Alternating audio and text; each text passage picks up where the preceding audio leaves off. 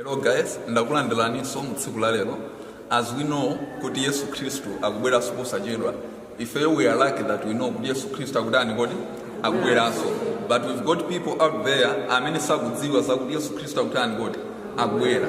But chifukwa cha chimenecho I want to assign you guys pamodzi ndine kuti tipite paliponse tilalikire kuti Yesu Kristu akubwera anthu adani kodi akonzeke. Ndikupereka mabuku awa kwa cheya komanso mimi kuti mulowere chakuzowa mulalikire paliponse kuti Yesu Kristu akudani kodi akubwera. Pamene Ivi komanso Dave mulowere kwa Goliath, Brenda komanso Magi iniyo mulowera kwa Chinaganaka ndi madera onse akumeneko mwauze anthu adziwe zakuti Yesu Kristu akudani kodi akubwera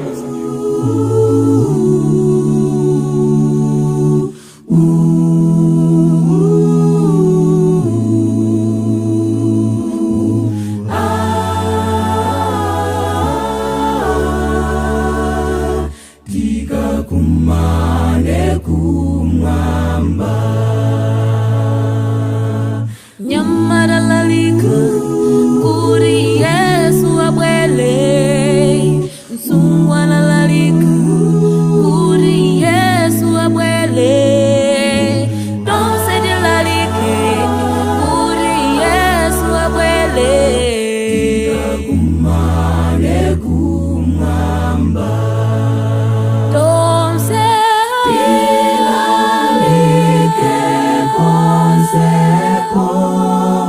Yesu akubwera so tikonzeke tonsefe tilalike kuti akubwera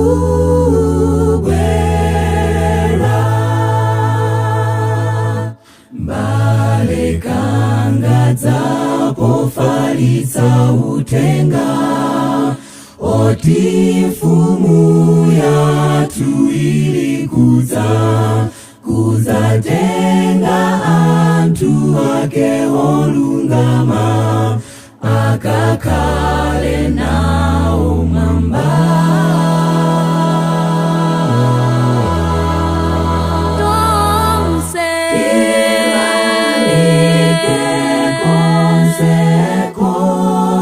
Yesu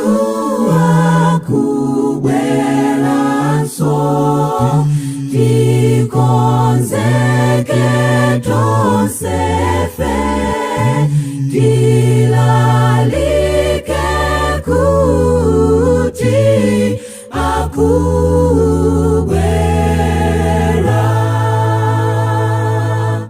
Ngosa zambiri tili nazo kunja zomwe sizili za nkhola lino zofunika kuzitengera muno mbale wanga chita kanthu.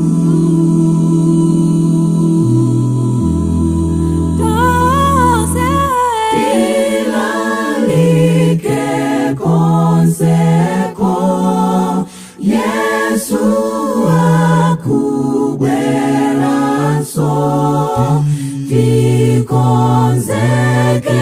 tonsefe